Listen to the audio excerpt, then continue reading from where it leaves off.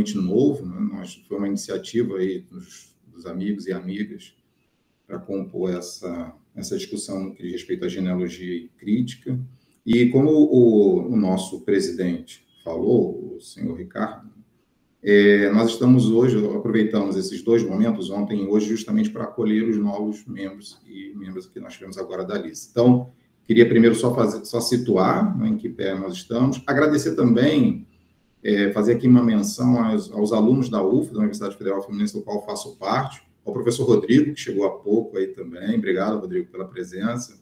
Um professor que eu agradeço e chamo a atenção, que poderia estar aqui antes, né? Que ele é um excelente representante pesquisador de filosofia da mente, e seria bacana se você tivesse participado aqui de algumas discussões. Então, para agradecer e puxar a sua orelha, que você perdeu algumas discussões bem legais aqui, Rodrigo. Então, eu vou passar já a apresentação. Para mim é um prazer imenso apresentar a Núria. Ela foi minha colega em Berlim, né? Como o Edenilson falou da Alice, dos bares, eu acho melhor nem comentar o que aconteceu em Kreuzberg. Então, deixa quieto, vamos para as partes formais, né? Porque Núria... E também não vou ficar muito afetado, não, senão eu vou falar aqui que Núria mora no meu coração e coisas do tipo. Mas eu vou apresentar, então, a professora, grande amiga Núria. A professora Núria, ela estudou filosofia em Berlim e em Barcelona. Berlim, onde eu a conheci. Ela concluiu seu doutorado na Universidade de Barcelona. Hoje, a Núria é professora do Departamento de Filosofia na Universidade de Barcelona. Desenvolve vários projetos. Eu gostaria de destacar um entre os projetos que ela desenvolve, cujo título é Injustiça, Opressão, Exílio e Exclusão Social. O sofrimento social de uma perspectiva pragmática e feminista. Então, a Núria, ela trabalha em filosofia, mas também em algumas sub-áreas, como filosofia política, estudos sobre gênero e mulheres, fenomenologia, hermenêutica. Então, hoje, e aí o convite da Núria, para que a Núria fizesse parte aqui do nosso grupo, tinha muito a ver com essa versatilidade dela nessas áreas, sobretudo fenomenologia, hermenêutica e genealogia, e como o Ricardo falou, ela aceitou de pronto. A Núria hoje, a palestra dela, o título da palestra, da fala dela é O Conceito de Genealogia nas Teorias Feministas e Suas Dificuldades Hermenêuticas. Então, eu passo a palavra à Núria, agradecendo uma vez mais, ok? E após a Núria falar, então nós passaremos as perguntas. Núria, muito obrigado. A palavra é sua. Buen día, obrigada. Yo estoy muy agradecida y contenta de veros. Me disculpo porque no hablo portugués, hablo catalán, castellano, italiano, pero portugués todavía no. Intentaré hacer mi presentación despacio. Voy a proyectar un PowerPoint. Estoy también muy contenta de ver a Rodrigo Gubea, al que conocí en Leipzig y compartimos muchos momentos. Y bueno, me he dado cuenta de que mis dificultades hermenéuticas con el portugués son un poquito más grandes de las que yo pensaba. He seguido las dos intervenciones antes, pero con algunas dificultades. Si no entiendo algo, Richard o Rodrigo, me podéis traducir al español o al alemán, de forma que os pueda seguir. He preparado un PowerPoint para hacer mi intervención un poquito más fácil de seguir. Ahora intentaré compartir. Solo quería hacer una pequeña precisión, y es que quizás, ¿no?, viendo las presentaciones que ha habido antes, mi forma de entender la genealogía no está tan pegada a los textos de Nietzsche, sino que es una visión un poquito más, digamos, como infiel. No se trata, ¿no?, tampoco de buscar referencias textuales, sino de ver cómo algunas cosas que señala Nietzsche y Foucault, esto vendrá quizás más al final de la presentación, han sido incorporadas a la crítica feminista, al canon filosófico y a la crítica antirracista, que son cosas de las que yo me ocupo, ¿no? Quizás es una, ya digo, una interpretación un poquito más infiel, pero se señalan algunos problemas que son muy comunes a una determinada recepción de Nietzsche también, porque ponen de manifiesto la relación que existe entre saber y poder.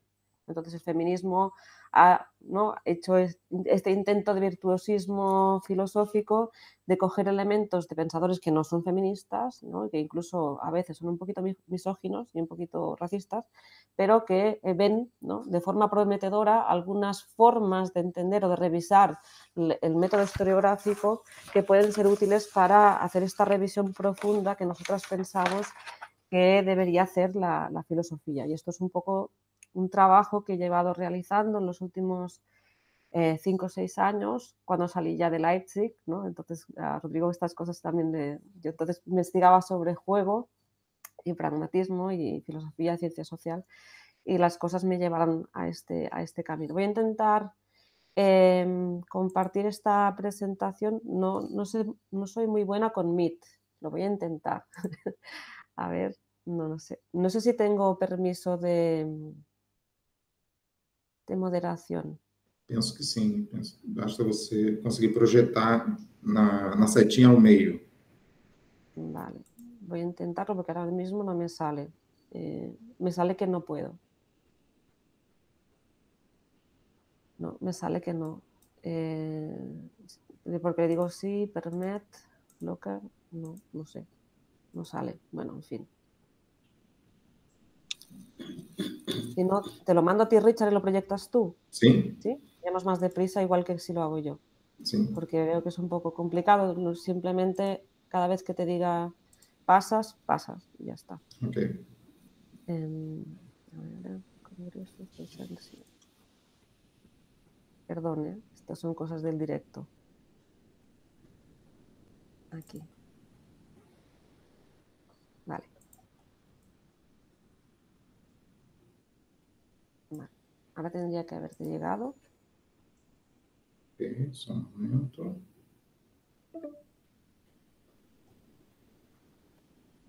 Ok. Com licença, Núria, eu fiz uma pequena modificação, talvez agora você consiga. El signo de compartir me parece desactivado abajo. ¿Sabes que es un símbolo como una ventanita? É verdade, agora ficou indisponível para todo mundo, Ricardo. Então vou tentar de novo. Com licença. Ixi, agora nem para mim, Ricardo.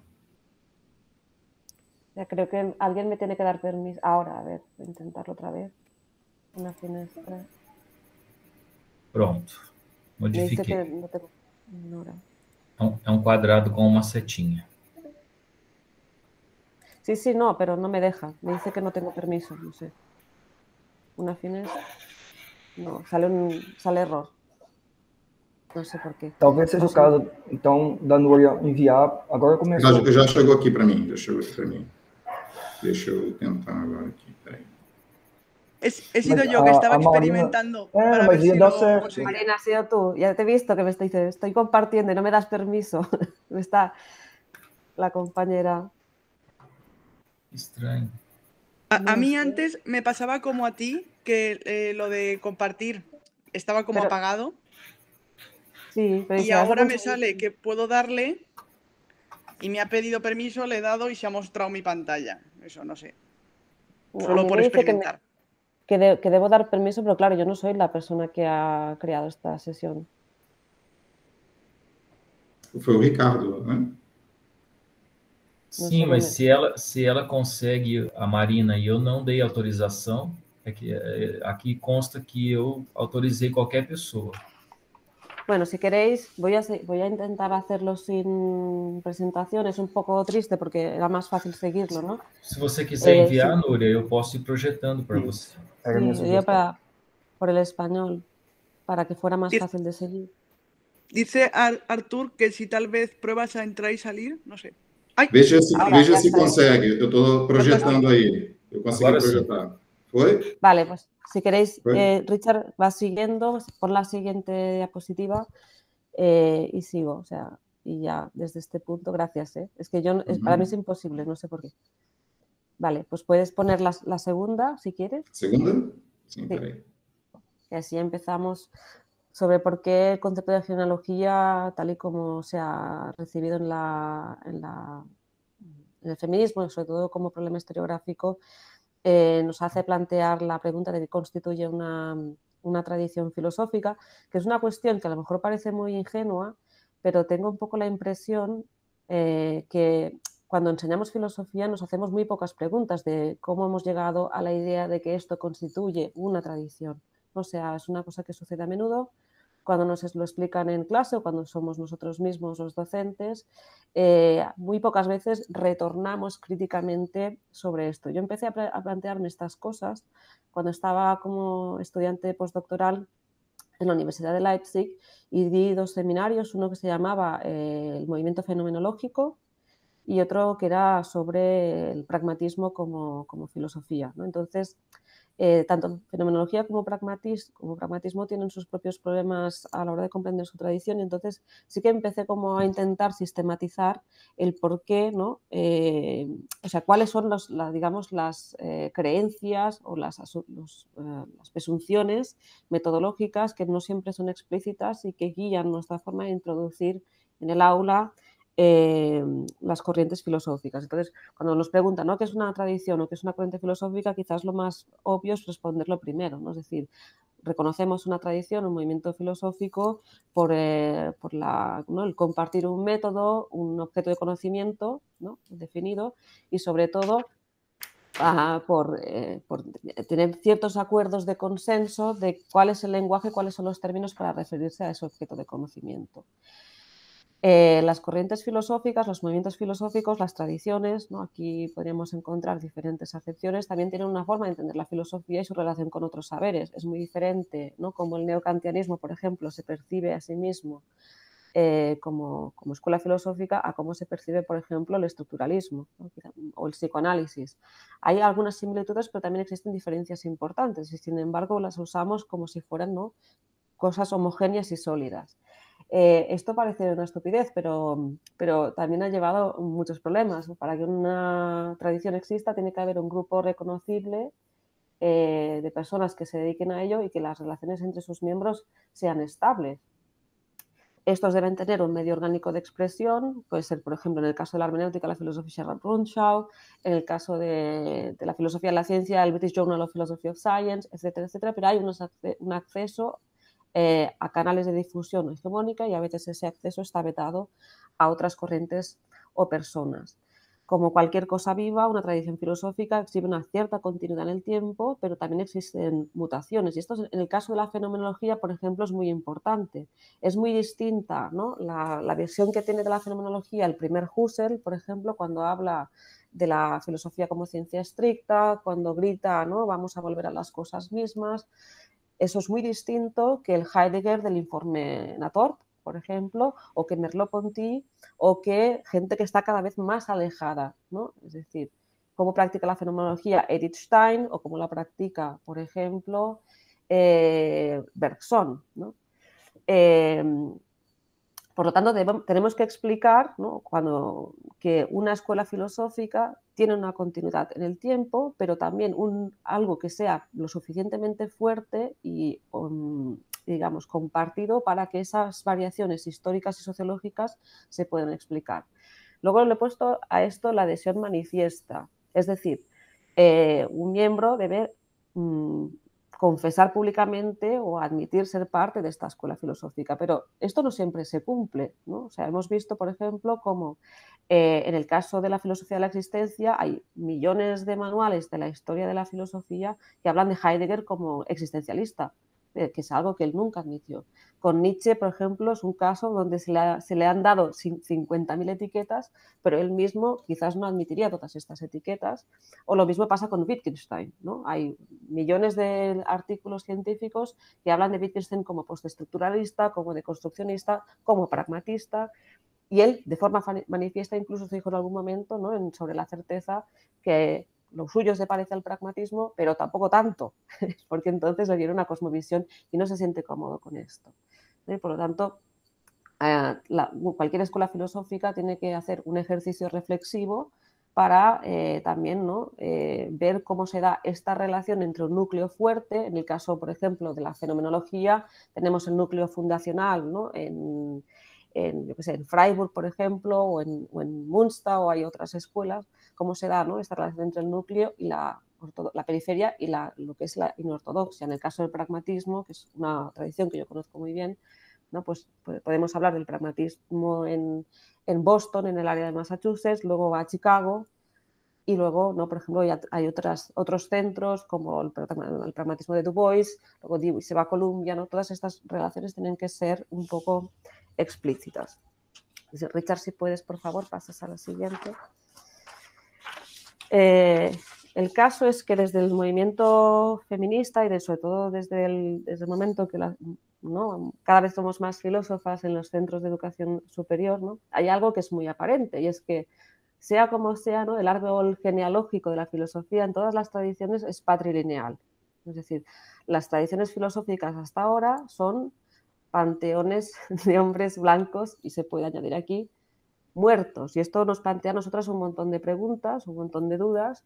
Aquí tenemos, por ejemplo, una de las primeras en detectarlo fue Lucy Garay, que es una filósofa feminista lacaniana, o psicoanalítica, ha hecho también, bueno, también tiene una base materialista, y ella pues habla sobre todo, ¿no?, de cómo el poder patriarcal estructura el poder de acuerdo con una sola línea de filiación, que es la relación privilegiada que se da entre padre y hijo. El conflicto edípico, ¿no?, también en la recepción filosófica es un principio entre padre e hijo. Incluso se puede ver de forma muy dramatizada, ¿no? O sea, yo tengo una relación con mi maestro, casi de amor-odio a cierto momento, ¿no? Quiero imitarlo, luego intento superarlo, mato simbólicamente al padre, invento un nuevo movimiento, le doy un nuevo impulso. El caso es que, sea como fuere, el acceso al orden cultural ha venido privilegiando este tipo de relación y ha descuidado otras relaciones, también a nivel simbólico, como la que se establece entre padre e hija, o madres e hijas, o madres e hijos, ¿no? Entonces, bueno, esta es un poco la crítica de Garay y la que se plantea desde la teoría feminista y la teoría postcolonial. ¿Dónde están las mujeres? ¿Dónde están las personas racializadas? ¿Y dónde está la filosofía escrita en lenguas minoritarias? Es decir, ¿no?, la filosofía que se escribe en una lengua que no sea el inglés, el francés o el alemán, ¿no? O sea, de hecho se da, ¿no?, las hegemonías entre círculos lingüísticos y culturales existen. Y hoy en día es muy difícil que una persona que escriba en portugués o en español, que son lenguas muy extendidas, ya no digo el catalán, que es mi lengua materna, que es una lengua minoritaria, es muy difícil que esas personas puedan formar parte del juego. Y eso es algo que pienso que es bueno que sepamos y que también expresemos. Entonces, si puedes pasar, Richard, a la siguiente, que es una... aquí, gracias. Que es una especie de exposición de libros, ¿no? Porque una de las cosas que suceden, yo que estoy en cuestiones de género y que tengo que hacer muchas formaciones, sucede muy a menudo que cuando tú hablas de mujeres filósofas te dicen, ¿no?, ya no hablamos de filósofas de otras razas, ¿no?, te dicen, es que no existen, es que no las conozco, es que no hay material. Entonces esto es como, bueno, sí existe material, ha habido una crítica a la genealogía patriarcal desde el siglo XV. O sea, la primera gran obra de recuperación de las mujeres filósofas es la de Christine de Pizan en 1405, que se llama La ciudad de las damas, donde ya se recuperan muchas filósofas antiguas. Un filósofo cartesiano como Gilles de Menage hizo otra compilación de mujeres filósofas hasta la época helenística, donde hay al menos 60 mujeres filósofas recogiendo los testimonios antiguos, ¿no? Esto es del 1690. Existe una compilación en 4 volúmenes del año 1991 dirigida por Mary Ellen White, The History of Women Philosophers. Luego tenemos a Ingeborg Gleichhaus, que tiene esta compilación que se llama Ich will verstehen, donde son 44 de todas las épocas. En Italia hay otras compilaciones. Y Mary Warnock lo hizo con las filósofas analíticas. La ecofeminista Karen Warren, que murió el año pasado por desgracia, también ha hecho una historia poniendo en diálogo a hombres filósofos con sus partners mujeres. Hay libros de texto y ahora incluso tenemos materiales online, como este centro donde yo he estado hasta hace 2 semanas, en Paderborn, el Centro de History of Women Philosophers and Scientists, donde se está haciendo una cronología online. Se pueden descargar perfiles, historias, etcétera. Por lo tanto, los materiales existen, ¿no? Existen un montón de materiales, existen un montón de documentos, existen un montón de testimonios. Entonces, la pregunta es, ¿qué pasa, no? O sea, ¿por qué esto no llega de ninguna forma a la filosofía académica? Entonces, si quieres, puedes pasar, por favor, Richard, a la siguiente. Si voy muy deprisa, me podéis parar, ¿eh? Yo cuando empiezo a hablar no me doy cuenta, ¿no? Entonces, la cuestión es, ¿qué es lo que pasa, ¿no? Hay un hecho que aproximadamente Yo no tengo los datos de todo, pero llevamos un siglo más o menos de coeducación femenina masculina en las universidades. En España, las primeras mujeres que llegaron a la universidad lo hicieron en 1870. En Estados Unidos fue aproximadamente en la misma década, en Alemania, ¿no? Digamos que más o menos de media, en aquellos sitios de poder donde se estaba distribuyendo el saber académico, hace más de 100 años que también hay mujeres. Entonces, después de 100 y pico de años, vemos que seguimos teniendo la nula presencia de mujeres y colectivos minorizados en la historia de la filosofía y que no responde a lo que tú ves en una clase, ¿no? Cuando tú ves en una clase, filosofía es de las pocas ciencias humanas donde todavía son 60% mayoritariamente hombres, pero somos el 40%, el 30% de los doctorados, y cada vez la cosa va subiendo, va costando más, pero a mí me llama mucho la atención, yo no sé si lo habéis pensado alguna vez, que las personas a las que yo explico filosofía son mucho más diversas entre sí que las personas sobre las que explico filosofía. Es decir, ¿no? Los filósofos que yo trato son mucho menos diversos en lengua, en preferencias, en clase social, ¿no? En tipos de, no sé, ¿no? de enfoques, ya no digamos en color de piel, son mucho menos diversos que la gente que tengo delante. Entonces, me parece muy extraño. Si la filosofía trata de problemas universales y de las cosas que son en tanto que son y de las que no son en tanto que no son, ¿por qué solo se ha ocupado de estas cosas un grupo tan reducido de personas? Y situada tan localmente, ¿no? En diferentes, digamos, centros de investigación, porque están muy localizados en Europa, quizás un poquito de Eurasia y un poquito de América del Norte. A mí esto me parece muy extraño, ¿no? Si son problemas universales, ¿por qué solo están participando determinados núcleos en la conversación? Y esto yo creo que es una pregunta que cada vez es más urgente. Yo veo que las nuevas generaciones de estudiantes ya no se conforman con las respuestas que me daban a mí. Y yo tampoco me conformo, ¿no? Entonces, he cogido algunos estudios y algunas sugerencias, ¿no? De cosas que pasan. Por ejemplo, en estudios más empíricos se apunta a causas externas a la disciplina, son comunes a todas las ciencias.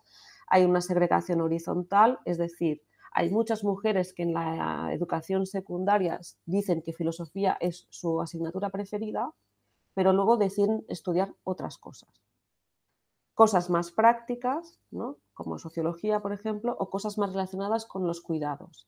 La segregación horizontal afecta a la filosofía en el mismo modo y comportamiento estadístico que a las denominadas STEM, Science, Technology, Engineering and Mathematics, ¿no? A las mujeres en la edad de formarse se les hace creer que sus capacidades para el pensamiento abstracto son menores, que serán útiles en otros lugares de la sociedad. Por lo tanto, normalmente no se ven capaces de seguir adelante una carrera de ciencias porque no tienen un modelo. Es decir, no ven a ninguna profesora, no existe en el imaginario colectivo ningún modelo de mujer con poder o de mujer con una posición relevante en la ciencia, por lo tanto, no saben a quién poder imitar, ¿no? O no saben cómo interiorizar ese papel. Eso es algo que es común, ¿no? En filosofía, en este sentido, es igual que nanotecnología, o sea, el comportamiento estadístico es exactamente igual.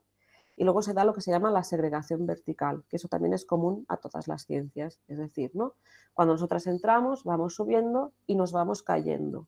Cada vez cuando subes en la pirámide, ¿no? De posiciones de poder, nosotras nos vamos cayendo. ¿En qué momento? Alrededor de los 35 años.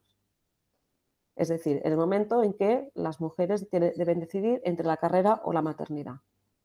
Para nosotras esta es una decisión, para nuestros compañeros hombres no lo es. Porque también los últimos estudios apuntan al hecho de que la paternidad favorece la promoción profesional de los hombres, pero retarda en 4 años la promoción profesional de las mujeres. Ese es un momento muy complicado porque a los 30, 35 años normalmente terminamos el doctorado y viene, ¿no? Si todos habéis pasado por aquí, el gran precipicio de la época postdoctoral. La época postdoctoral es muy difícil porque hay muy pocas opciones. Si tú no eres competitiva en este sentido porque no hay políticas de conciliación que te ayuden, ¿no? Con la crianza o que asuman, ¿no? Que la crianza es algo colectivo, los hijos los tenemos nosotras mayoritariamente, pero los niños son responsabilidad de todos, ¿no? Es decir, si no distribuimos de una forma equitativa los cuidados en la sociedad, pues nosotras nos caemos. Luego se produce lo que Sara Ahmed, que es una pensadora, una filósofa australiana, ha denunciado también, que es el fatalismo disciplinario, que ya lo he explicado un poquito antes, que es el hecho de que nosotros tendemos a explicar sin preguntarnos mucho la historia de la filosofía del mismo modo en que nos la han explicado nosotros. Muy pocas veces, ¿no? A no ser que hagas un doctorado, te cuestionas si realmente podría haber formas alternativas de explicar la filosofía, o si tú explicarías la filosofía política de una forma diferente, o si ordenarías, ¿no? Escogerías textos filosóficos, porque la tradición ha ido, ¿no? formando ese canon. Y luego está lo que yo llamo la paradoja del espíritu crítico. Es decir, y es una cosa que a mí me parece muy manifiesta, ¿no? Nosotros nos vendemos públicamente cuando pedimos dinero al Estado para poder trabajar como filósofas y filósofos. Decimos que somos el baluarte del espíritu crítico, criticamos todo lo que pasa a nuestro alrededor, pero nos cuesta mucho mirarnos críticamente a nosotros. Es decir, cómo nosotros con nuestra práctica diaria estamos reproduciendo relaciones de poder, también en el saber. Y esto es, por ejemplo, algo que mi compañera de la Universidad de Buenos Aires también ha investigado en un artículo que publicará dentro de muy poco, que es Moira Pérez. Dice, ¿no? Existe una división internacional del trabajo intelectual. Negar esto es no darse cuenta de las cosas que están pasando, ¿no? Es decir, que la filosofía, como cualquier otro dominio de saber, reproduce algunos sesgos como el colonialismo, el androcentrismo, el cisexismo, el capacitismo, ¿no? Que sí que suponen, pues, ¿no? esta división internacional del trabajo. Y que esto, por ejemplo, lo hacemos en cosas que nosotras no pensamos que sean o sea, pensamos que son neutrales, como nuestra política de citación. Es decir, cuando tú estás buscando bibliografía para un determinado tema, de hecho ya te vienen, ¿no? algunos artículos que son como muy importantes y están hipercitados, y muchas veces ni tan solo se leen textos que pueden haber estado producidos en el sur global, ¿no? Si es un texto en castellano o en portugués, mucha gente ni siquiera se lo descarga. O si la persona responsable de ese texto todavía no ha terminado el doctorado, tampoco se descarga, etcétera, etcétera, ¿no? O sea, uno con la política de citación que asume también refuerza esas relaciones de poder. Entonces, bueno, os he puesto aquí una pequeña... Bueno, Picture of Scientist es un documental que ha salido hace poco, no es de filosofía, pero explica un poco esto mismo para el caso de las ciencias duras, ¿no? Es decir, que incluso aquellos dominios científicos donde nosotros creemos que no hay relaciones de poder, también se producen y tienen una incidencia en la vida de las personas. Por favor, Richard, ¿puedes pasar? ¿Voy bien de tiempo?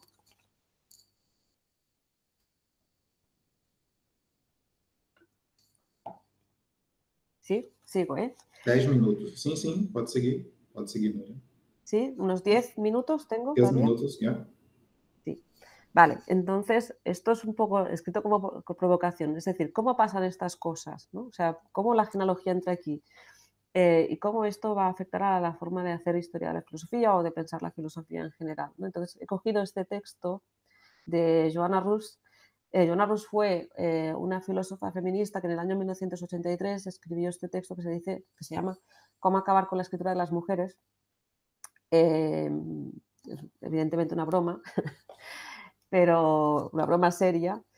Y ella también es autora de ciencia ficción. Entonces, ella hizo este estudio para la literatura inglesa, pero yo creo que muchas de las cosas, ¿no? que ella dice se pueden aplicar a la filosofía. Y, de hecho, ella usa muchos ejemplos filosóficos, ¿no? Entonces, ¿cómo acabar con la escritura de las mujeres? Hay muchas formas en que nuestras prácticas acaban socavando, ¿no? incluso de forma dolosa, la escritura de las mujeres, ¿no? Porque es eso, no existen, sí existen. ¿Qué ha pasado con sus obras? ¿Por qué no se han recepcionado? ¿no? Entonces, evidentemente, uno de los problemas importantes es la querelle de les femmes, que es esta larga historia en textos desde el siglo XV al siglo XVIII. Hay algunas variables contemporáneas por las cuales filósofos, sobre todo, ¿no? y clérigos, han puesto en duda el talento de las mujeres para el pensamiento abstracto y la creación artística, ¿no? Esto ha sido a veces de una forma muy sutil y a veces ha sido de una forma muy manifiesta, ¿no? Por ejemplo, Christine de Pizan nos habla de un tratado misógino como tantísimos que circulaban en el siglo XV y, bueno, desde el siglo XV hasta el siglo XVIII, muchos pensadores participaron en esto. Uno de ellos fue Rousseau, por ejemplo, cuando escribió el Emilio, ¿no? Segregó la forma de educar a las mujeres y la forma de educar a los hombres, asumiendo que tenían, bueno, que había una jerarquía de intelectos. Otra forma más sutil, pero que también es muy nociva, es asumir que toda su producción debe ser genderizada, es decir, ¿no? Crear una especie de gueto por el cual las mujeres solo hablamos de mujeres y ya está, y no nos interesa nada más, ¿no? Eso también exime a los hombres de tomar alguna responsabilidad sobre sus propios actos, ¿eh? O sea, yo soy un ser humano, tú eres un ser humano, nada de mi experiencia te es ajeno, si yo escribo algo, yo no soy un alien, me puedes comprender y puedes también hacerte cargo de mis textos y de mis preocupaciones y de mis problemas. Tratar a las mujeres filósofas o artistas como anomalías o excepciones. Esto refuerza un poco la idea anterior, ¿no? Es decir, hay una mujer que es una anomalía, la excepción es la primera, ¿no? Y eso es como algo muy extraordinario. Bueno, es extraordinario, pero no porque las mujeres no estemos capacitadas para llegar, sino porque ha habido un muro tremendo que ha hecho que solo llegara una, ¿eh? Pero eso no significa que, ¿no? O sea, el hecho de que una mujer haga matemáticas sea un hecho extraordinario. O sea, el problema, ¿no? Quizás lo extraordinario es que no haya más.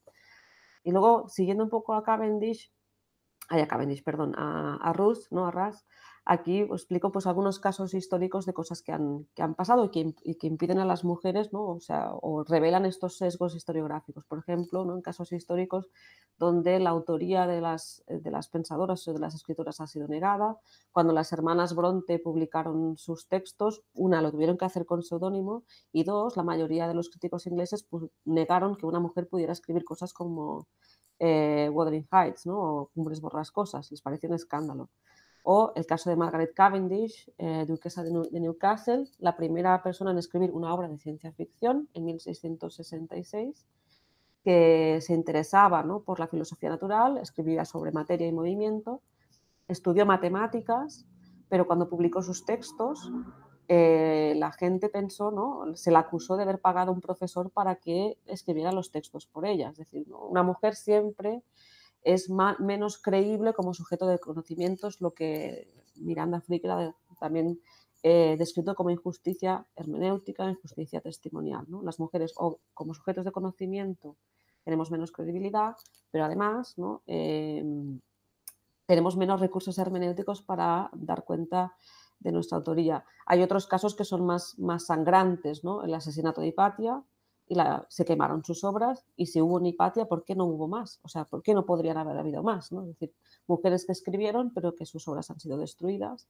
O el caso de Lise Meitner o Rosalind Franklin, que estuvieron trabajando con señores, ¿no? Pero sus obras fueron apropiadas por esos señores, ¿no? Cuando Otto Hahn recibe el premio Nobel de Química, no cita los experimentos que había hecho su colega judía que había sido apartada de la universidad, que era Lise Meitner, o Rosalind Franklin con el ADN, ¿no?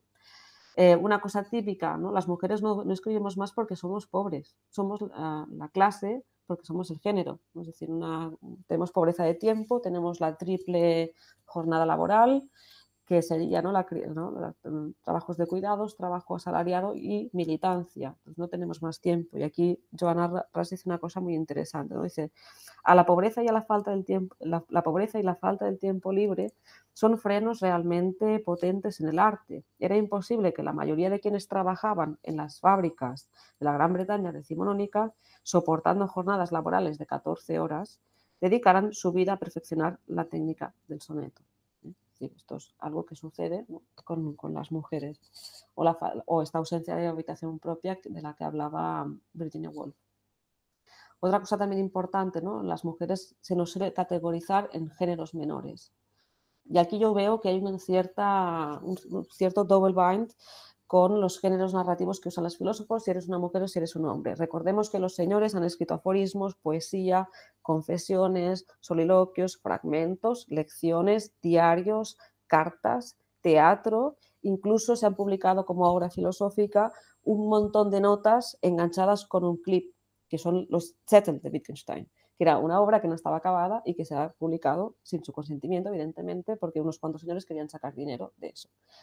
¿no? Es decir, se ha encontrado filosofía o pensamientos valiosos en ese tipo de géneros, pero cuando esto lo hacen las mujeres o cuando expresan sus pensamientos, su visión de la realidad en géneros que no son el tratado o el libro clásico, la monografía, pues eso es desdeñado. Y otra posibilidad es, ¿no?, mantener a las mujeres en colectivos minorizados en trabajo intelectual precario. Esto, por ejemplo, con la sociología es muy claro, ¿no? Se produce una división sexual del trabajo cuando nace la sociología en Chicago. Las mujeres que trabajan en trabajo social comunitario son trabajo social, la sociología académica, ¿no?, es la que se hace en la universidad. Pero entre estos dos saberes existe una jerarquía. Entonces, la sociología académica no tiene ninguna relación ni base empírica con el trabajo social comunitario, y el trabajo social comunitario es pensado como algo que no tiene discurso, y eso no es verdad. Jane Addams escribió mucho más que George Herbert Mead.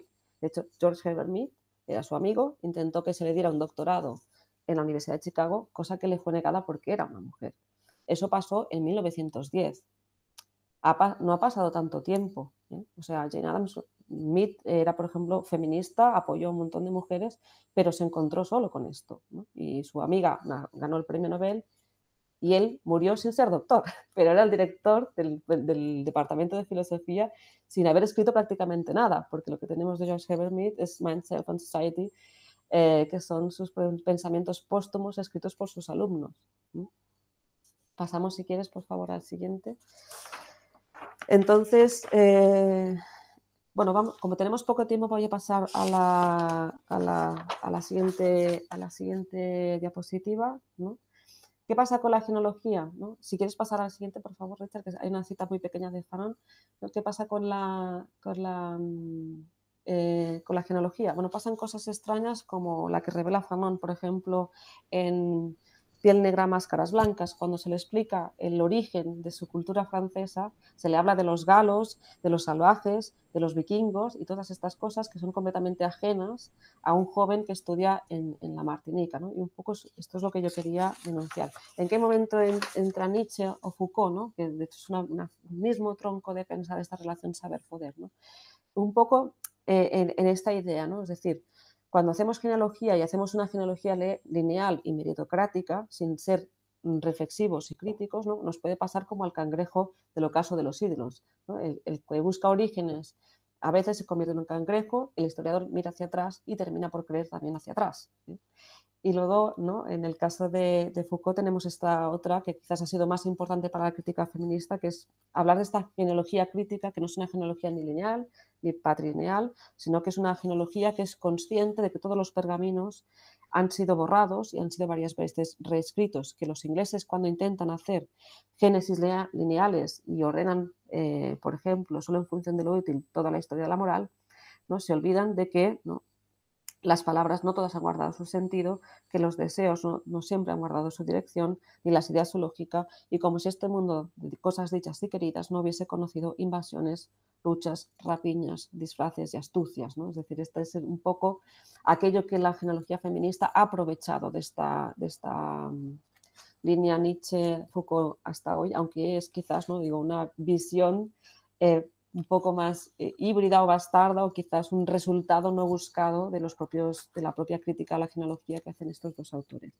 Y si pasas al último, a la siguiente diapositiva, solo voy a hacer unas cuantas observaciones de qué cosas creo que deberían hacerse, ¿no? Es decir, cómo seguir haciendo una vida examinada cuando hacemos filosofía. Creo que esto responde a lo que yo pienso que es muy importante, que es la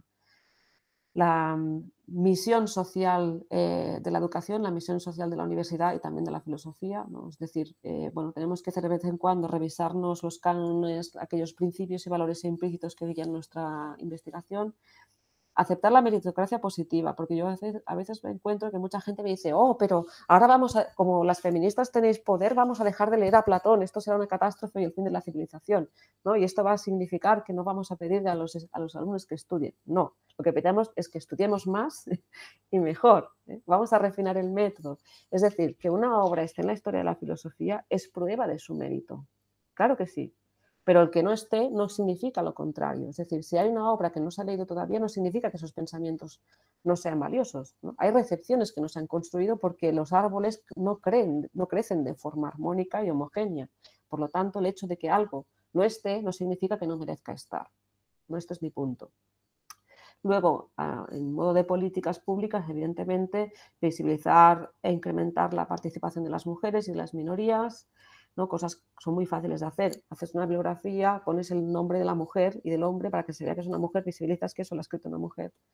Comités paritarios, buscar políticas de conciliación y, por favor, no all men panels. O sea, ya estamos un poco cansadas de esta película. Buscar, ¿no?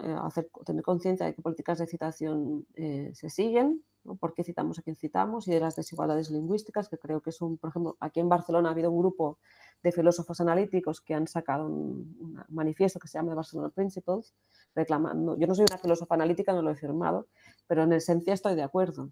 Es decir, el inglés está dominando mucho el panorama y eso no significa que en otras lenguas no se hagan cosas interesantes y que cuando nosotros discutimos en un panel que solo es en inglés, como no nativos, siempre estamos en desventaja porque pensamos más despacio, ¿no? Y luego, pues, ¿no? Basándose en Traverso, en Walter Benjamin, en Foucault, en tantas otras ideas de revisionismo histórico, pues algunos métodos muy conocidos porque se deberían aplicar, ¿no? Pues contextualizar, la revisión de historia conceptual, incluir la tradición de los oprimidos, ¿no? Cuestionar las vías hegemónicas de transmisión cultural y sobre todo tener conciencia de la posición histórica, y esto como antigua gadameriana no lo puedo dejar de decir, ¿no? Tener conciencia de la posición histórica y del lugar de enunciación. Y bueno, muchas gracias por la paciencia. Estoy súper contenta de veros, a Richard y a Rodrigo, y a conoceros, bueno, y a Marina, que también la conozco, y a todos los demás. Espero que mi explicación en español no sea muy difícil. Espero poder responder y que la explicación no se haya desviado mucho de vuestro tema principal, pero quiero decir, mi relación con Nietzsche es una relación de promiscuidad abierta y ya está. Muchas gracias. Muito obrigado, Núria. Muito obrigado mesmo. Eu acho que para nós, brasileiros e brasileiras, nós conseguimos entender bem. Acho que, de um modo geral, nós conseguimos pelo menos 95% ou um pouco mais de compreender. Talvez, aí eu peço para quem quiser fazer uma pergunta agora, ou pelo chat, ou então formular uma pergunta para a Núria, que fale só um pouco devagar, porque uma das dificuldades mesmo para o ouvinte em espanhol é quando nós falamos, e principalmente quem aqui do Rio que fala muito rápido. Marina, se a página é para quando sim.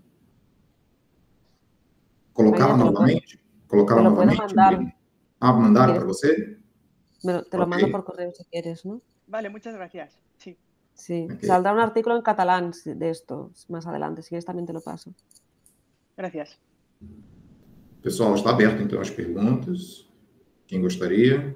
Inscrições? Então, tem boatos de que o português dos mineiros é ainda pior de ser entendido do que o dos cariocas. E eu tenho certeza disso, porque o Oscar não me entendeu nada bem na pergunta que eu fiz. Eu realmente falei numa disparo. Quando eu morava em São Paulo, as pessoas já falavam isso. E eu sempre digo que o meu maior choque cultural não foi Brasil-Alemanha, foi Minas-São Paulo. Ninguém me entendia. Talvez não entenda até hoje, né? Bom, Núria, eu vou tentar falar bem devagar. E, bom, em primeiro lugar, seja bem-vinda. E muito obrigado pela sua fala. Foi bem clara. E, na verdade, eu só queria te ouvir um pouquinho mais a respeito de um ponto da parte 4, quando você toca no fato de que, bom, Platão, no nosso caso em especial, né, a grande maioria de nós podemos nos dizer nietzschianos, né, mas Platão ou Nietzsche são misóginos. E isso para mim, nunca foi claríssimo que o Nietzsche tem passagens que são complicadíssimas e é de uma clara misoginia. Eu não entendo nem como alguém pode dizer que não tem nada de misoginia ali, porque tem, né? A questão é como você vê, assim, qual que é o uso que a gente pode fazer, de fato, desses autores, de uma maneira também, me parece que esse foi o ponto que você levantou. Bom, também não vamos estudar mais Platão, assim, como lidar com teorias que são já clássicas entre nós e, ao mesmo tempo, tendo que considerar que, mais ou menos, mas com uma certa constância, muitas delas são claramente misóginas em alguns pontos. Obrigado. Pues muchísimas gracias. Bueno, respondo, ¿sí, no? Alguém gostaria de fazer um bloco? Fazer alguém também mais uma pergunta? Então pode... Opa, o Ricardo. Vamos lá, Ricardo. Obrigado, Núria, pela sua conferência. Seja bem-vinda. A minha pergunta é próxima à do Wander, em um procedimento historiográfico que eu imagino que você também tenha aprendido, que diz respeito a essa acusação de psicologismo ou biografismo, não é? Acho que o Rousseau é um bom exemplo. Você mencionou os manuais do Rousseau e a gente sabe que o Rousseau mesmo, do ponto de vista pessoal, não teve grande preocupação com a educação dos filhos, não é? Então, mas quando a gente levanta esse tipo de dado em sala de aula, geralmente vem essa crítica, mas isso é trocar a biografia pela obra, o que importa, né, o que Picasso viveu, sendo que ele pintou quadros tão bonitos, etc. Então, eu queria saber como é que você reage a esse tipo de discussão, porque é algo que a gente enfrenta muito.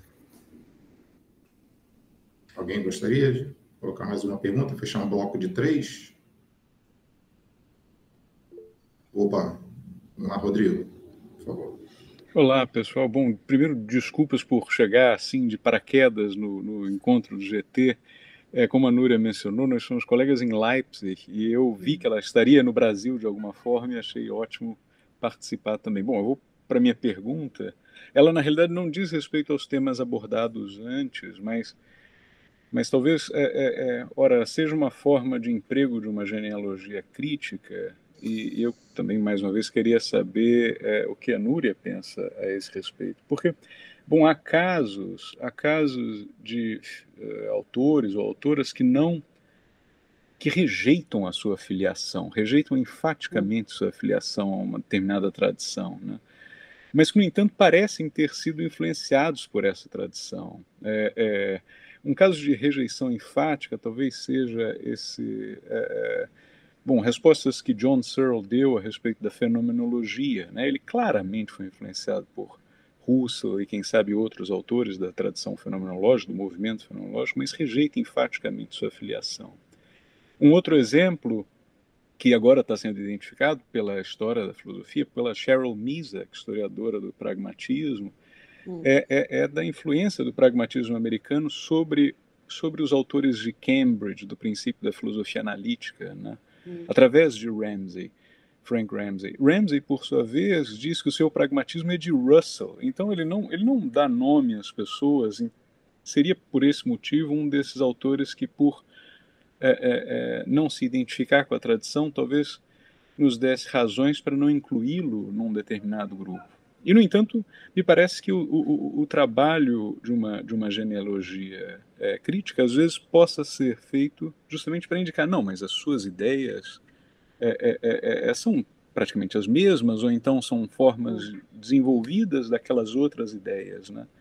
Eu me pergunto também se talvez esse ocultamento intencional das influências não esteja presente nesse caso em que há colaboração de filósofos, né, sobretudo em outros períodos, que não é reconhecida, né? Jane Addams talvez seja um desses casos. Eu queria saber o que a Núria pensa sobre isso. Obrigado, Rodrigo. Núria? Muchísimas gracias por estas preguntas súper interesantes y ahora tengo que decir que os he entendido muy bien, o creo que sí, y voy a intentar responder de forma breve. Creo que las 3 preguntas están muy relacionadas, ¿no? Respecto de cómo tratamos con pensadores y pensadoras que tienen tics del pasado como misoginia o racismo, qué hacemos con eso. Bueno, yo creo que, es decir, no podemos cambiar el pasado y eso es algo de lo que tenemos que ser conscientes. Platón sigue siendo un gran pensador, Aristóteles lo es también, Nietzsche también, a pesar de estar coqueteando con este tipo de cosas, y yo creo que la forma de hacer esto es simplemente decir, no le podemos pedir a un autor algo que es anacrónico, o sea, no podemos pedirle a Nietzsche que sea feminista ni que sea antirracista, esto sería absurdo, como esto es un problema que también tenemos internamente en la teoría feminista, ¿no? A veces intentamos buscar en nuestra propia genealogía como temas que son actuales. Entonces, es decir, la única forma que tenemos que hacer con esto es explicar que en ese tiempo esas eran creencias muy extendidas que ahora, ¿no?, nosotras y nosotros como sociedad no las compartimos y que seguramente, ¿no?, como cualquier cosa en esta vida, cuando estudiamos un autor o una autora, lo podemos verbalizar, pero nos vamos a centrar en aquellos aspectos de su filosofía que nos interesan y que sí nos hacen avanzar. Yo creo que la genealogía crítica de alguna forma está comprometida con un cierto progreso moral. O sea, no podemos renunciar a un cierto progreso moral. No que seamos mejores personas que Platón o que Nietzsche. No podemos saberlo, porque nosotros no vivíamos con ellos. Yo no creo que Nietzsche fuera mala persona. Yo creo que Wittgenstein era muy mala persona y escribí mi tesis doctoral sobre él. No pasa nada, ¿no? Es decir, era un hombre misógino, antisemita, con muchos problemas mentales, pero me sigue fascinando, ¿no? Pero la otra cosa es mimetizarme completamente con él. Yo tengo que ser como historiadora crítica con él. ¿Qué es lo que me interesa? Las investigaciones filosóficas y sobre la certeza, pero eso no significa que me las crea todas, sino que entro en un diálogo con él y ese diálogo no es un diálogo simétrico, porque él no está en posición de defenderse, ¿no? Él no me puede rebatir, por lo tanto en ese diálogo hay una parte que se me escapa. Entonces yo creo simplemente que no, asumiendo, ¿no?, aunque hay una cierta inconmensurabilidad histórica que yo no puedo saltar, no puedo saltar por encima del tiempo, decir, nosotros tenemos, ¿no?, creemos que esas cosas que se hacían mal ya no las hacemos más, porque, ¿no?, estamos en una posición diferente, han pasado muchas cosas que no les pasaron a ellos, ¿no? Y en ese sentido, aunque estas personas hicieran estas cosas, nosotros no aceptaríamos esa parte de su filosofía que es problemática, no aceptaríamos consecuencias que son problemáticas. Respecto de la historia, ¿no?, del biografismo, la identificación biografía u obra, yo creo que es perjudicial en cualquier caso, ¿no? Es decir, o sea, nosotros como filósofas y filósofos, cuando hacemos hermenéutica, siempre tendemos a buscar en la biografía pistas que nos lleven a comprender a los otros mejor. Y esto, hay autores en la historia de la filosofía que son muy paradigmáticos de esto. No nos pasa con Spinoza, ¿no? O sea, con Spinoza yo creo que no hay una especie de fiebre o de... ¿no? Nos pasa con Wittgenstein, no pasa con Nietzsche, pasa quizás con otros autores, con Foucault, ¿no?, por ejemplo. Son autores que tienen un magnetismo muy importante. O sea, causan esa fascinación que hace que igual exageramos un poco hasta cierto punto nuestra idolatración. Creo que o sea, se confunde muchas veces la crítica feminista con puritanismo, ¿no? Como cualquier producto cultural es una cuestión de consumo. Tú puedes leerlo o no leerlo. Yo, por ejemplo, pues tengo mis problemas con Michael Jackson. A mí me gustaba cuando era pequeña, pero ahora, viendo todo lo que pasó, pues cada vez que escucho sus canciones pienso en el mal que puede haber hecho a niños, ¿no? Y me cuesta. Yo no te voy a prohibir que lo escuches, pero yo tengo una relación diferente con él. Eso no quita que él haya hecho historia de la música, no quita que Picasso sea un genio. Simplemente creo que hay que evitar esos extremos. Es decir, yo no te puedo imponer, ¿no?, una determinada forma de relacionarte con ese producto cultural, pero tampoco vamos a perdonarle a Picasso que fuera un maltratador porque pintaba bien, porque entonces eso también crea una disfunción moral, ¿no? Es decir, personas que son muy inteligentes tienen impunidad para cometer actos de barbarie y personas que son más pobres o que tienen menos recursos o que son más estúpidas, pues no los tienen, ¿no? Quiero decir que un poco ¿no? Es la misma cosa, tenemos una relación asimétrica con los textos porque no tenemos una respuesta directa, siempre está mediada por un lenguaje, por mis propias preferencias, y yo simplemente creo que la cuestión es ser mejores historiadores y historiadoras de lo que somos, ¿no? Y pensar que las genealogías lineales pueden ser perjudiciales. De la misma forma, ¿no?, con la pregunta de Rodrigo, estoy contenta de verte. Me parece un poco que pasa con esto, ¿no? O sea, con autores que rechazan por motivos ideológicos formar parte de un cierto movimiento. Yo creo que en el caso de John Searle, bueno, no sé, es claramente un problema ideológico, seguramente con con Mises y el pragmatismo de Cambridge, aunque el pragmatismo es una cosa muy extraña, porque ahora el neopragmatismo es más analítico y hay mucha gente de filosofía analítica que está virando hacia el pragmatismo porque se está aburriendo de la filosofía analítica. O sea, está pasando con Sally Haslanger toda la cuestión del conceptual engineering, ¿no? Hay como un intento de muchos filósofos analíticos de volver a una matriz pragmatista y hay muchas relaciones. Yo creo que simplemente lo que puedes hacer es explicitarlo, ¿no? Es decir, como harías con Nietzsche o con otros autores, ¿no? Nietzsche tiene muchas, digamos, ¿no? Si cogemos la metáfora del árbol, tiene muchas filiaciones, mucha gente que intenta reclamarlo como padre. Algunas de estas paternidades o maternidades tienen sentido y otras no. O sea, yo podría decir, soy una filósofa analítica porque me gusta mucho la filosofía analítica, quiero que me den mucho dinero para investigar, porque son los que se lo están quedando todo, ¿no? Pero eso no me convierte en una filósofa analítica. Es decir, decirlo no hará que eso pase, por mucho que Searle crea que con mi declaración es suficiente para hacer un cambio en la ontología social. Yo no estoy de acuerdo con eso, con la ontología social de Searle, ¿no? O sea, no por poner una proposición, un enunciado declarativo, de repente, ¿no? Ahora digo, existe el dinero y de repente pudo el dinero. No creo en estas formas fundacionales, pero sí pienso que pues eso, manteniendo, y en eso hay que ser pluralistas, ¿no? Pues manteniendo un espíritu más crítico y pluralista, es decir, hay filiaciones que tienen más sentido, otras que no, y hay veces que hay filósofos que por razones ideológicas no quieren ser identificados con ciertas cosas, aunque hay parecidos de familia, ¿no? Es decir, afinidades selectivas. O sea, algunas ideas se parecen mucho a otras porque están, digamos, formando parte de un debate donde esas cosas circulan, ¿no? Y nosotros tomamos esos estímulos y los digerimos y luego los devolvemos, ¿no? No sé si os he contestado, si estáis satisfechos con mi respuesta. Satisfeitos? Muito obrigado, Núria. Nós estamos aí já caminhando para o final. Eu queria fazer rápidas observações. Eu fiquei sabendo que em 2020 houve na Alemanha um debate, uma discussão que levou o Gerhard, a imprensa, para se posicionar, de que começaram a falar que o Kant era racista. Então, eu fiquei sabendo isso, inclusive, na semana passada. O Gerhard publicou, não sei se você está sabendo, Núria, o Gerhard publicou 2 artigos nos jornais, lá em Berlim, e fez um vídeo que está no YouTube, inclusive, a Academia de Ciências de Berlim solicitou, o Gerhard estava de férias, e ele foi lá, colocou a câmerazinha dele e se posicionou. E a polêmica, em 2020, era essa. Eu não sei a origem, quem que encontrou o que no texto, qual o texto do Kant, mas a polêmica de 2020 foi essa que levou o Gerhard a se pronunciar.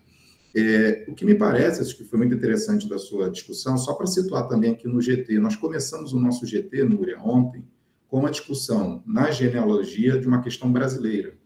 Nós começamos, o professor Cadu trouxe aqui a luz de um escritor chamado Lima Barreto sobre a questão da racialização e da psiquiatria. Então, é interessante que o nosso GT, ele começa com uma discussão, né, na apresentação de ontem, às 9 da manhã, levando a genealogia para uma questão atual, fazendo referência a um autor do século XIX, de literatura, que foi o Lima Barreto. Nós vamos encerrar agora a sua com essa questão. E que eu também queria observar que, não só quando eu cito o Gerhard, no plano internacional, digamos, teórico, que tem essa discussão, nós, no Brasil, temos essa discussão muito candente, em razão do nosso governo, né? Nós passamos por um momento no Brasil de um período de discussões sobre o que você traz aqui com muita força, né? A questão da tradição, do cânone, e de que maneira as questões do cânone e da teoria elas influenciam a cultura. Então, por exemplo, aqui no Brasil, nós temos uma lei de 2003 que ela foi regulamentada para o ensino de cultura afro nas escolas, no ano de 2003. E isso vem sendo muito enfraquecido em razão de outras forças, né? Em razão justamente do governo e dessas questões. Então, é muito interessante você trazer isso para a gente. Eu sou de uma universidade, o Rodrigo também, por exemplo, que os alunos já trouxeram a mim esse questionamento. Por que nós não estudamos Frantz Fanon?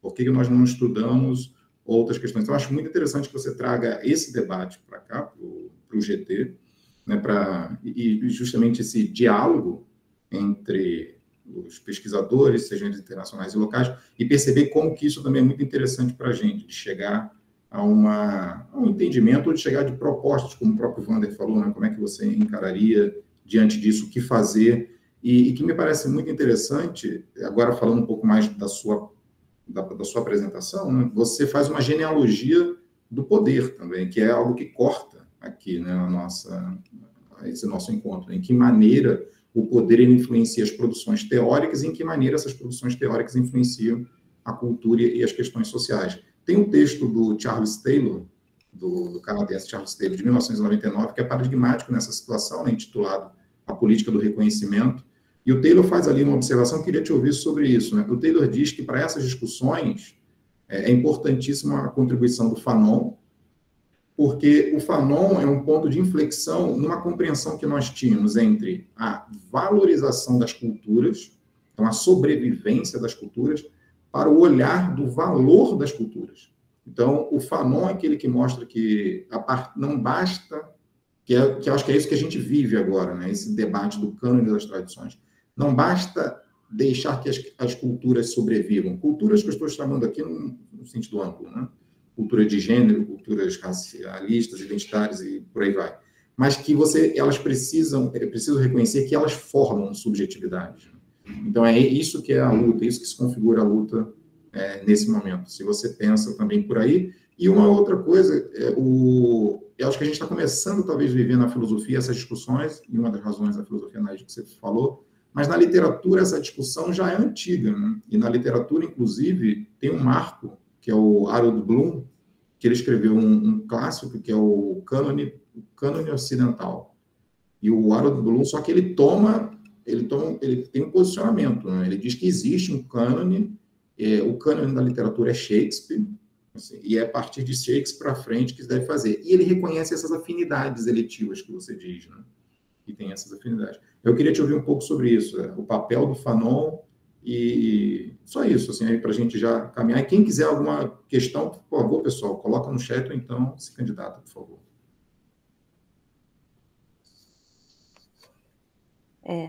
Creo que lo he entendido, aunque me ha costado un poquito. No sé si esperas a que alguien más pregunte, ¿no? Sim, se alguém tem mais alguma pergunta. Opa, Matheus quer fazer uma questão. Por favor, Matheus, à vontade. Eu ia digitar, mas ia tomar muito tempo. Professora, eu queria te perguntar se você envisiona uma possibilidade de abolir completamente o anacronismo como uma categoria. Eu entendo, referenciado em algumas leituras, mas não tenho muito arcabouço filosófico nessa questão, de que é um conceito que tem se esvaziado justamente quando ele se confronta com a ética da pesquisa. E eu tenho visto cada vez mais um avanço em abandonar como uma categoria e talvez lidar com o anacronismo simplesmente como um cuidado, de certa forma, uma preocupação metodológica, simplesmente nesse sentido. Obrigado, Matheus. Mais alguém, pessoal? Núria? Sí, bueno, creo que la primera parte no la he entendido mucho porque no conozco la polémica de Gerhard y creo que era una observación, no era una pregunta, ¿no? Tengo que buscar el debate. La otra cosa, ¿no? Sobre el debate en Brasil, no conozco muy bien lo que ha pasado, pero ¿no? Me hablabas de Fanon y me hablabas de cómo Fanon juega un papel importante en esta valorización de la cultura y criticar ciertos modos de subjetivación. Estoy completamente de acuerdo y además en Brasil tenéis otro filósofo muy importante que es Paulo Freire, ¿no? También ha hecho un trabajo muy importante de recuperar en los círculos de cultura estas formas de visión quizás, ¿no? Más alejadas de las instituciones académicas y más apegadas a los saberes populares en los términos de los propios saberes populares. Entonces, yo estoy completamente de acuerdo. De hecho, he hecho mucho sobre Fanon en los últimos años y creo que lo que Fanon nos pone de manifiesto, ¿no? Es algo muy ambicioso. es decir, ¿no? Fanon nos habla de una metafísica del racismo, de una ontología de la producción de la subjetividad, ¿no? Entonces, yo creo que esto es una pregunta también muy importante que de alguna forma tiene que ver con toda esta revisión genealógica y Fanon en estos textos está muy cercano, por ejemplo, a pensamientos de Simone de Beauvoir, que son de la misma época aproximadamente, ¿no? Donde se habla de las personas racializadas, donde habla del negro directamente, usa las palabras del opresor, ¿no? ¿no? Lo mismo como existe una caída ontológica, existe una jerarquía de los valores, ¿no? O sea, el otro solo es en tanto que es negación de aquello que sí es, que es la blanquitud, que es la masculinidad, ¿no? Y cómo esta rivalidad entre formas de subjetividad, la subjetividad del oprimido ya nace herida. Y eso es muy próximo a Nietzsche también, ¿no? Y a Foucault, y a esas formas de subjetivación. Por lo tanto, yo creo que también cabría, ¿no? Incluso dentro de la misma revisión genealógica, introducir esas voces, porque aunque Foucault, por ejemplo, hable del racismo, ¿no? ¿Quién lo va a hablar mejor que el propio Fanon? Que además hizo, ¿no? Todo ese estudio de las instituciones psiquiátricas, es muy interesante, ¿no? Es decir, o sea, es la subjetividad herida la que quizás puede explicar de una forma mucho más clara cómo esa guerra se da ya en la forma de construcción de la subjetividad, ¿no? Nace como reflejo, es el opresor el que crea la subjetividad del oprimido, ¿no? Y eso pasa también con el feminismo, aunque Fanon también ha sido para las feministas un campo de batalla importante, ¿no? Pero también hay que, ¿no? situarlo en ese sentido. Creo que esto un poco enlaza con la última pregunta, luego volveré sobre la otra, ¿no? Que me ha hecho, no sé si la he entendido bien, ¿no? De Mateus sobre la cuestión del anacronismo. Sí, a mí me parece que como reflexión metodológica es pertinente, ¿no? Sí, creo que es lo que ha querido decir, ¿no? ¿Sí? Sim. Vale. Pensando justamente o anacronismo como resquício de historicismo que não cabe mais nos nossos tempos. Bueno, yo sí que creo que es importante, ¿no? Darse cuenta de cuando uno está... hay una especie de juego siempre, ¿no? Es decir, hay cosas que son mala praxis histórica, historiográfica, los anacronismos lo serían, ¿no? Y a veces queremos decir a los autores o a las autoras cosas que no dijeron. Yo creo que esto es una especie de control metodológico que debemos tener siempre. Y otras veces, ¿no? Pero tenemos que ser, yo creo, honestos a la hora de decirlo. Cogemos a los autores y jugamos con ellos y intentamos cogerlos para hacer otra cosa. Pero simplemente señalar en qué momento estás jugando cada juego de lenguaje, ¿no? Es muy importante, ¿eh? Pero, es decir, no hagas pasar, ¿no? una apropiación interesada por historia. Yo creo que en eso estamos de acuerdo. Y en el caso de la literatura y la cuestión del canon, a mí me parece muy interesante porque yo creo que aquí hay una cuestión de fondo. Es decir, ¿por qué la literatura ha hecho esto mucho más deprisa que la filosofía? Yo creo que la filosofía es una disciplina muy conservadora en sus formas narrativas, ¿no? O sea, mientras la literatura te permite crear, te permite usar, ¿no? Cosas que no están inventadas y permite hacer todas estas cosas esto es un poco de Weininger, ¿no? Es el als ob, ¿no? El como si, ¿no? Yo puedo jugar con las ficciones y puedo liberarme de constricciones. La filosofía no me lo permite siempre, porque la filosofía, cuando se trata sobre todo de comer, que es nuestro caso, ¿no? Yo no puedo permitirme muchas veces cosas que la literatura sí, ¿no? Es decir, la filosofía solo admite unas determinadas formas de creación, ¿no? Y hay tradiciones que, por ejemplo, cada vez son más estrictas y más rígidas con las formas de escribir, ¿no? Y eso realmente para mí es un impedimento muy grande, ¿no? Mientras la literatura conecta mucho más rápido con la experiencia, ¿no? O sea, cuando Fanon escribe, por ejemplo, Piel negra, máscaras blancas, coge ejemplos de la literatura martinica, el movimiento de la negritud parisina nace como un movimiento poético, ¿no? Audre Lorde escribe poesía, porque la poesía puede poner voz al dolor. En filosofía, con nuestras formas de escribir tan rígidas, a veces no podemos. O tienes que tener mucho talento para hacerlo. O sea, Nietzsche tenía mucho talento para hacer esto, por ejemplo, ¿no? Wittgenstein era muy bueno escribiendo. Hay autores que escriben mal. O sea, se tiene que decir también, Kant escribe mal, Habermas escribe fatal. O sea, ¿no? Es decir, son autores muy interesantes, pero yo empecé a leer el alemán con Habermas y casi me me da una depresión en Alemania. La primera semana en Berlín leyendo a Habermas en alemán con mi nivel medio, o sea, tú tienes que luchar contra él para entenderle, ¿no? Mientras que la literatura seguramente es más plástica y conecta más con esa experiencia, ¿no? Y es más fácil, ¿no? Audre Lorde lo dice, para los oprimidos el medio de expresión más interesante es la poesía, porque la poesía, ¿no?, tiene este juego erótico con las palabras y con el otro, y la poesía es barata, tú la puedes escribir en el metro o en la fábrica, la filosofía no. Sobre todo si tienes que transportar la edición de la Academia de Kant para escribir sobre la crítica de la razón pura y la literatura secundaria. Ahora tenemos ebooks, yo tengo uno, pero antes no había. Entonces, eso de alguna forma también modifica, ¿no? La forma modifica el contenido, y me parece muy lógico, ¿no?, que la literatura haya hecho esta revisión mucho antes, porque también, ¿no?, ha habido pues culturas subalternas que han llamado a la puerta, han dicho, nosotros tenemos una tradición literaria valiosa, ¿no? Ha pasado con África, por ejemplo, ha pasado con Asia, ha habido movimientos en China, en Japón, en otras partes del mundo donde se ha dicho, hay una tradición propia, hay una voz, ¿no?, hay una forma de conectar, y la filosofía, ¿no?, nos puede doler más o menos, pero no conecta muchas veces con esto. Muito bom, Núria. Muito obrigado. Pessoal, nós vamos chegar então assim ao fim da reunião do nosso GT. Lembrando uma vez mais, né, começamos ontem, tivemos aí o prazer da fala da Núria como encerramento. Muito obrigado, Núria, pela sua presença, pela fala, pela paciência com as perguntas. Foi muito boa, né, a troca. Eu vou passar para o Ricardo, que o Ricardo faz o encerramento